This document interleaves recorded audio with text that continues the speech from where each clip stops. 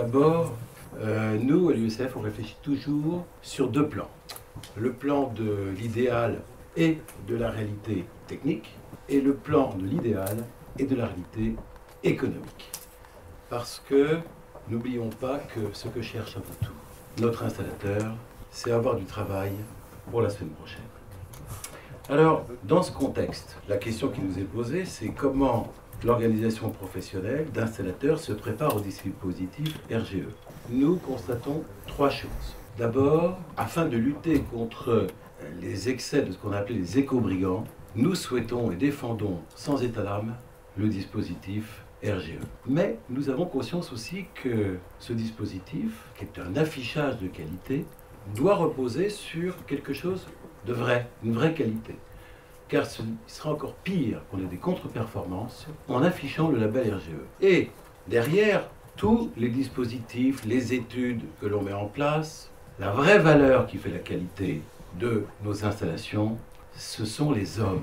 Donc nous réfléchissons toujours à mobiliser l'homme, à l'élever pour qu'il s'approprie cette qualité. Enfin, le troisième point, c'est que nous considérons que le dispositif RGE doit promouvoir l'offre et non être facteur d'une protection à un petit groupe. Pourquoi ? Parce que si on veut atteindre les objectifs ambitieux et nécessaires que l'on s'est fixés en France, il faut que tout le monde s'y mette. Et nous considérons que toutes les entreprises qui ont une qualification technique, Qualibat, Qualionaire ou d'autres, Qualipac en l'occurrence, ici, doivent être RGE. Sinon, on n'atteindra pas les objectifs.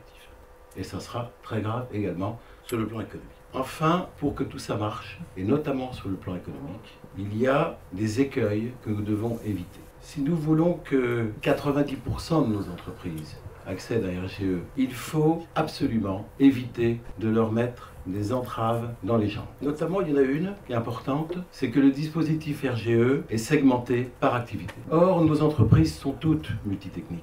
Comment peut-on imaginer qu'une entreprise va faire une démarche d'audit pour son activité chaudière, pour son activité régulation, une autre démarche d'audit pour son activité pompe à chaleur, etc., etc.